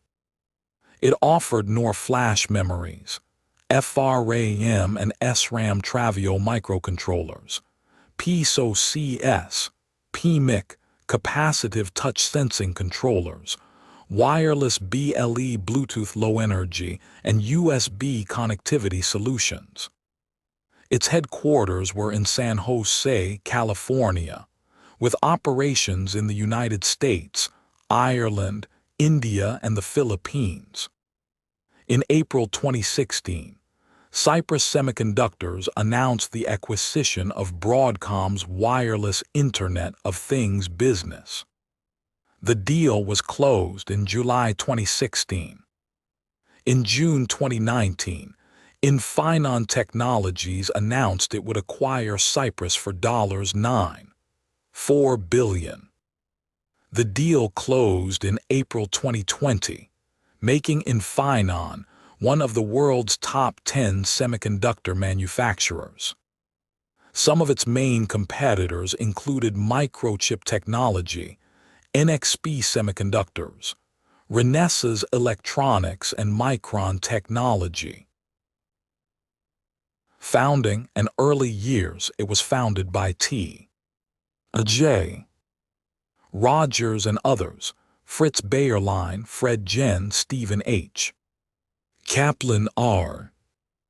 Michael Starnes, and Lowell Turriff, from Advanced Micro Devices. It was formed in 1982 with backing by Seven Rosen and went public in 1986. The company initially focused on the design and development of high-speed CMOS SRAM, EEPROM, PAL devices, and TTL devices. 2 years after going public, the company switched from the Nasdaq to the New York Stock Exchange. In October 2009, the company announced it would switch its listing to the Nasdaq on November 12, 2009. The Ajiga Tech, Inc. subsidiary sells non-volatile random access memory, RAM. It was acquired during the Symtech purchase in August 2008 and marks the second time that Cypress acquired a startup venture from founder Ron Sarter, who also co-founded Anchor Chips.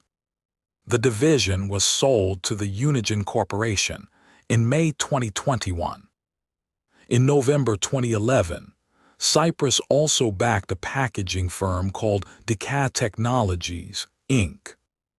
2015, in December 2014, Cypress Semiconductor merged with Spansion in an all-stock deal worth $1.59 billion.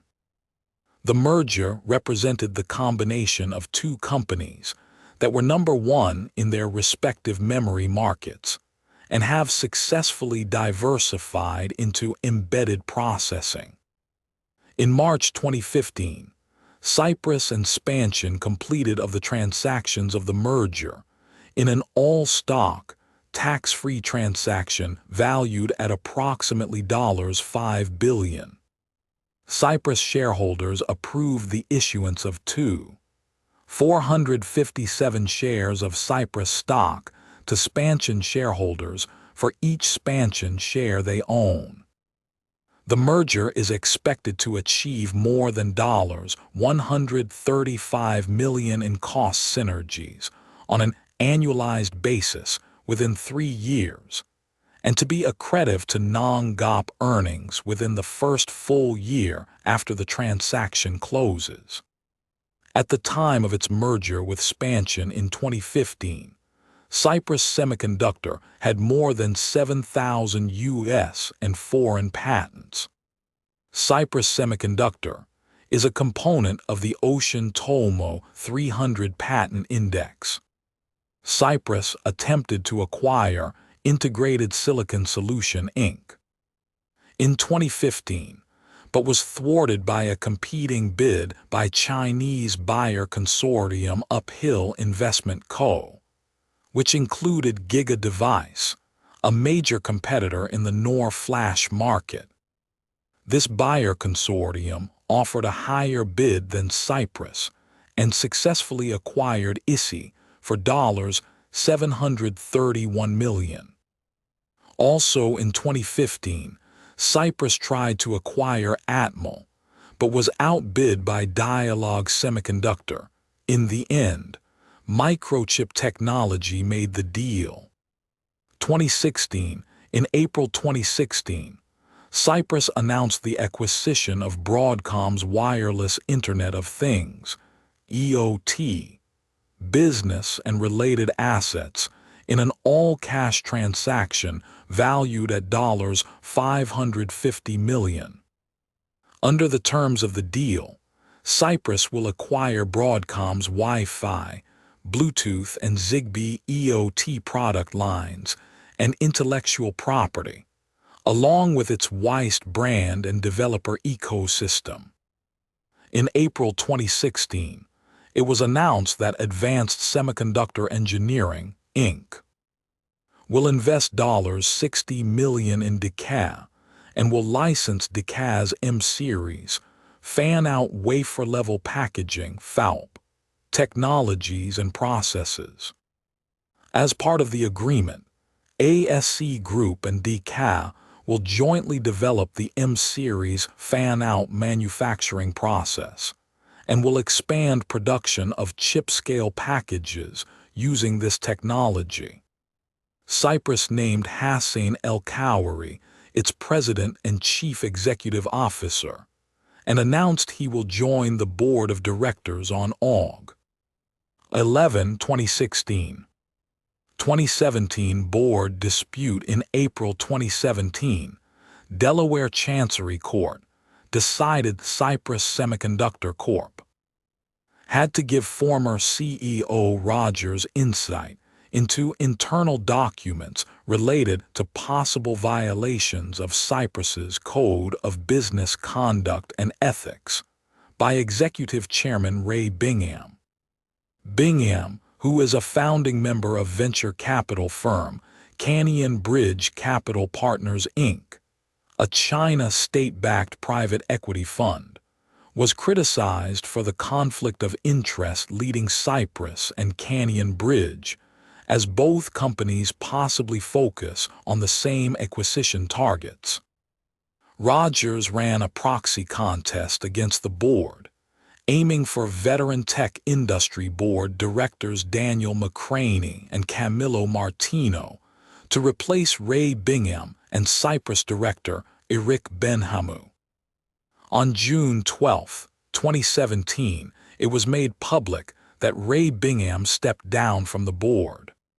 Prior to Bingham's resignation, shareholder advisory firms ISS, Glass Lewis and Egan Jones had recommended McCraney and Martino, Rogers' nominees, citing additional and sharper questions not only regarding the board's handling of this situation, but also regarding the potential for conflicts of interest inherent in Bingham's dual roles.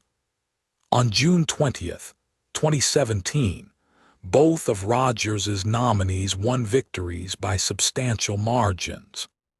2019 to 2020 merger in 2019, under CEO Hassan El-Khoury, the company agreed to the offer of Infineon Technologies valued about $9 billion. That represents the all-cash buyout price of $23.85 per share. This purchase price premium of 55% was the fourth highest premium paid for a public semiconductor company, with greater than $1 billion in value since 2014. The price also represented 2 times next 12-month average analyst EBITDA estimates, which was the fourth highest EBITDA multiple paid for a public semiconductor company, with a value greater than $1 billion since 2014. The acquisition was announced complete on April 17, 2020, ending the independent history of Cypress Semiconductors.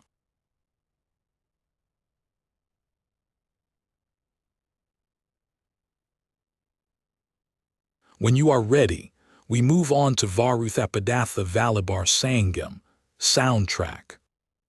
Varuthapadatha Valibar Sangam is the soundtrack album composed by D. Iman to the 2013 Tamil language romantic comedy film of the same name, directed by Ponram and produced by Escape Artists Motion Pictures, starring Siva Karthikeyan, Sauri, Sri Divya and Satyaraj. The album featured 9 tracks, all of them featuring lyrics written by Yuga Bharathi. The album was launched on 19th of July 2013 through the Sony Music India label and received positive reviews, with the song Oodha Color Ribbon becoming popular. Background: the music is composed by D. Iman previously collaborated with Siva Karthikeyan in Manam Kathai Paravai. Iman began composing the tunes by December 2012, even before the film went into production. The soundtrack album features 5 songs, with a dubstep version and 3 karaoke versions, thus making it to 9 tracks in total. It featured contributions from Harihara Sudhan, Jaya Morthy, Vijay Yasudas, Pooja Vaidyanath, Anthony Dawson, Kavalpati Amali, Shreya Ghoshal, Sauraj Santhosh, Swetha Suresh, Tha Prophecy. Siva Karthikeyan sung the title track, Varuthapadatha Valibar Sangam, making his debut in playback singing. Release. The audio launch was held on 19th of July 2013 at Sathyam Cinemas, Chennai. The event was felicitated by actor Dhanush and director A. Lars Murugadas. Critical reception S. Lars. Ashok Kumar from The Hindu stated that VVS Songs is surely set to lift your mood. Karthik of Milablog wrote, Iman continues his good run, though there is now a clear indication that this style is getting mildly exhausting. Sci-Fi considered Iman's music as a highlight, which blends perfectly with the rural theme of the film. The review stated besides Udha color ribbon being the pick of a lot, Pakathi was considered a lovely melody. Yes. Saraswati of Rediff. Com noted that Iman's music, fun and lively with Udha color ribbon, has some amusing lyrics and is quite addictive. Impact. Varuthapadatha Valibar Sangam has been considered one of Iman's best albums according to the Times of India. The track Udha color ribbon in particular attained popularity. In September 2020, actor-politician Pawan Kalyan mentioned it as one of his favorite songs. However, in August 2025, music composer James Vasanthan called out the song's title, which refers to a purple-colored ribbon, as a misnomer since the ribbon appearing on-screen is blue. He criticized the crew for misleading an entire generation with their seeming lack of awareness of the Tamil language.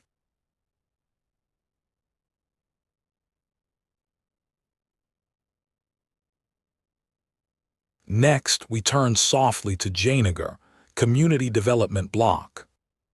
Jayanagar is a community development block, CD block, that forms an administrative division in the Koderma subdivision of the Koderma district, Jharkhand State, India. Overview. Koderma district occupies the northern end of the Chota-Nagpur Plateau. The average altitude is 397 meters above sea level. The topography is hilly, and the area mostly has laterite soil with patches of clay. Monsoon-dependent agriculture supports the majority of the population. Forest area covers 43% of the total area. Koderma Reserve Forest occupies the northern part of the district. Density of population in the district was 282 persons per km2. Koderma district was once famous for its mica production, but low quality of mica ore and high cost of production led to closure of many units. Geography. Jayanagar is located at 24 degrees 22'33" and 85 degrees 38'37" E. The Barakar River flows in the southern part of the district and supports the multi-purpose Tilaya Dam. Ponchkara, Kiso, Akto, Gurio, Gakhananadi are the main tributaries of the Barakar in the district. The Sakri River is the main river in the northern part of the district. Ghggnna Nadi and Chatanari Nadi are the tributaries of the Sakri River. Jayanagar CD block is bounded by Koderma and Damchanch CD blocks on the north, Markacho CD block on the east, Barkatha CD block in Hazaribagh district on the south, and Chandwara CD block on the west. Jayanagar CD block has an area of 183.37 square kilometers. Jayanagar Police Station serves this block. Headquarters of this CD block is at Jayanagar Village. Gram panchayats in Jayanagar CD block are Biko, Chehal, Chandrapur Dandati, Gadji, Garonya, Golhal, Hirati, Jayanagar East, Jayanagar West, Kakor Kali, Kandrapti, Karyawan, Kathati, Kadia, Karyati, Natand, Pipsho, Rupati, Sattiha, Tamil, Tetron, Tilakrai, and Yogyadalha. Population, according to the 2011 census of India, Jayanagar CD block had a total population of 131,279, all of which were rural. There were 67,708, 52% males, and 63,571, 48% females. Population in the age range 0 to 6 years was 24,519. Scheduled castes numbered 19,527, 14, 87%, and scheduled tribes numbered 239, 0, 18%. Literacy, according to the 2011 census, the total number of literate persons in Jayanagar CD block was 72,061, 67. 50% of the population over 6 years, out of which males numbered 45,117, 82. 0.8% of the male population over 6 years, and females numbered 26,944, 52. 0.2% of the female population over 6 years. The gender disparity, the difference between female and male literacy rates, was 30.06%. See also, list of Jharkhand districts ranked by literacy rate. The local language is Kortha, which many put as Hindi in the census. Rural poverty, 40 to 50% of the population of Kodama district, were in the BPL category in 2004 to 2005, being in the same category as Gada, Giridi, and Hazaribagh districts. Rural poverty in Jharkhand declined from 66% in 1993 to 94 to 46% in 2004 to 05. In 2011, it has come down to 39.1%. In Jayanagar CD block in 2011, amongst the class of total workers, cultivators numbered 18,573 and formed 39.29%. Agricultural laborers numbered 14,118 and formed 29.86%. Household industry workers numbered 1,222 and formed 2.58%, and other workers numbered 13,360 and formed 26%. Total workers numbered 42,273 and formed 36.01% of the total population, and non-workers numbered 84,006 and formed 63.99% of the population. Infrastructure. There are 112 inhabited villages in Jayanagar CD block. In 2011, 96 villages had power supply. 9 villages had tap water, treated/untreated. 110 villages had well water, covered/uncovered. 107 villages had hand pumps, and 2 villages did not have drinking water facility. 17 villages had post offices. 17 villages had sub-post offices. 8 villages had telephones, landlines. 66 villages had mobile phone coverage. 109 villages had pucka, paved, village roads. 38 villages had bus service, public/private. 17 villages had autos/modified autos, 21 villages had taxi/vans, and 61 villages had tractors. 7 villages had bank branches. 4 villages had agricultural credit societies. 3 villages had public library and public reading rooms. 48 villages had public distribution system. 14 villages had weekly hot market. 88 villages had assembly polling stations.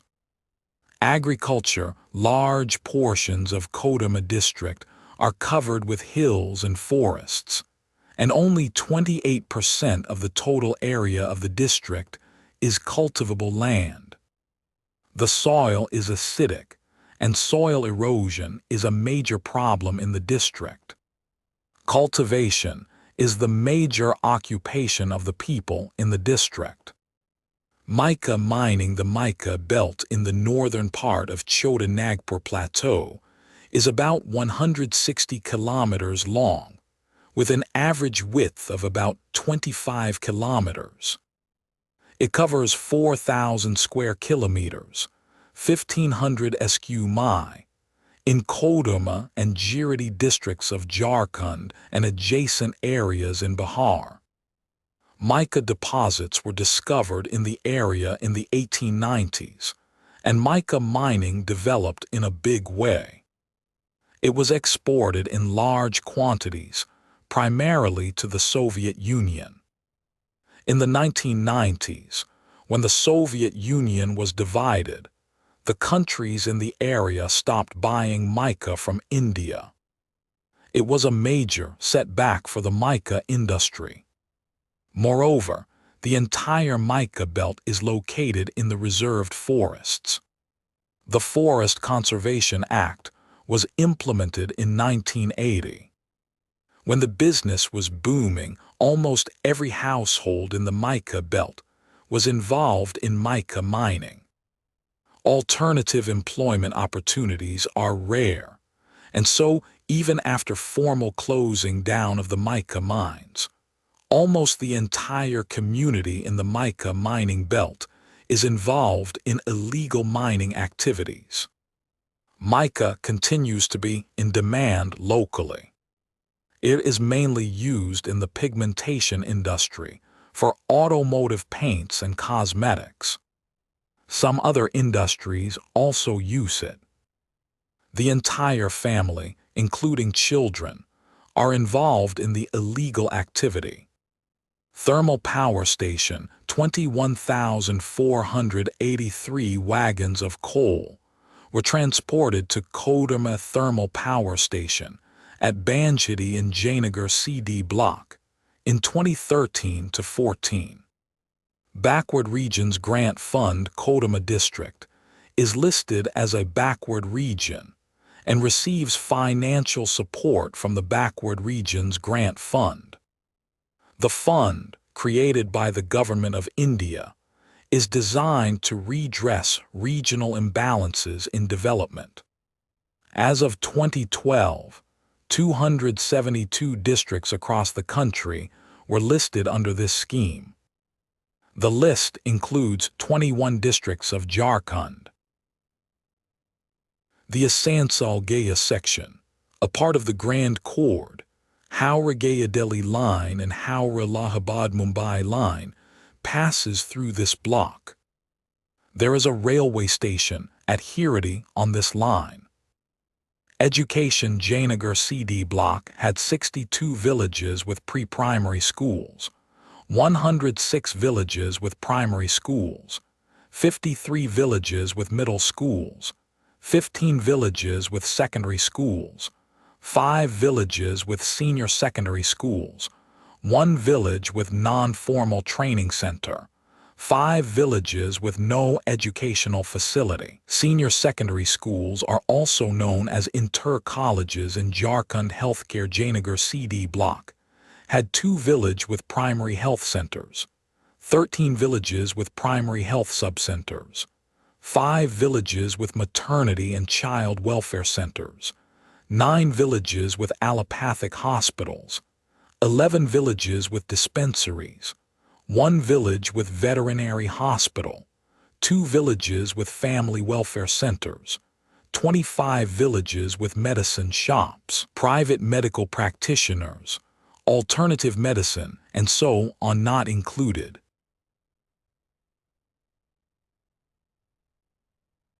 That is all for tonight. Let the silence settle in. Sleep well.